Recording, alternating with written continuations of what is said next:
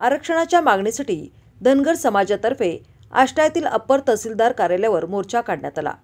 आरक्षण आमच्या हक्काचे अशा घोषणा यावेळी देण्यात आल्या। मोर्चात शेळ्या मेंढ्यांसह धनगर बांधव उपस्थित होते। शहरातील प्रमुख मार्गावरून मोर्चा निघाला। यावेळी अप्पर तहसीलदार धनश्री भांबुरे यांना समाजातर्फे मागण्यांचे निवेदन देण्यात आले। राज्यघटनेमध्ये धनगर समाजाचे अनुसूचित जमातीत आरक्षण असूनही गेले 70 वर्षे राज्यात आणि केंद्रात कोणतेही सरकार असो त्यांनी समाजास झुलवत ठेवले आहे। धनगर समाजाच्या आरक्षणाची अंमलबजावणी अद्याप झालेली नाही। हा फार मोठा अन्याय धनगर समाजावर झाला आहे। आतापर्यंत सर्वच राजकीय पक्षांनी समाजाचा वापर करून घेतला आहे। पुढारी निवडणुका तोंडावर आल्या की आरक्षण देतो असे नेहमीच वचन देत आले आहेत। मात्र धनगर समाजाच्या तोंडाला पाणी पुसण्याचा प्रयत्न आजपर्यंतच्या राजकर्त्यांनी केला आहे। हा अन्याय आता समाज सहन करणार नाही।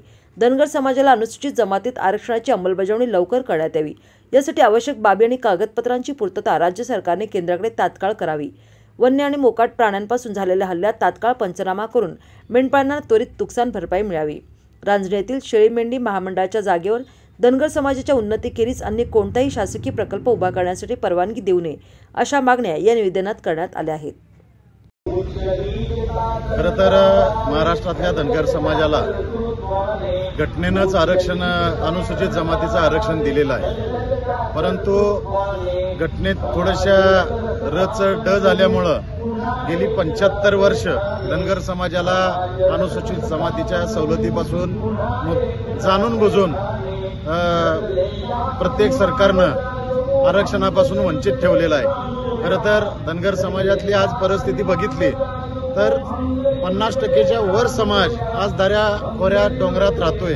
आज त्यांना 2 वेळचं खाणं सुद्धा अवघड आहे अशी परिस्थिती आहे। एवढी गरिबी धनगर समाजात आहे। जी परिस्थिती आदिवासींची आहे त्याच्यापेक्षा वाईट अवस्था धनगर समाजाची आहे। परंतु आदिवासींच्या लांगुल चालनामुळं धनगर समाजाला अनुसूचित जमातीचे आरक्षण द्यायला प्रत्येक सरकार टाळाटाळ करते।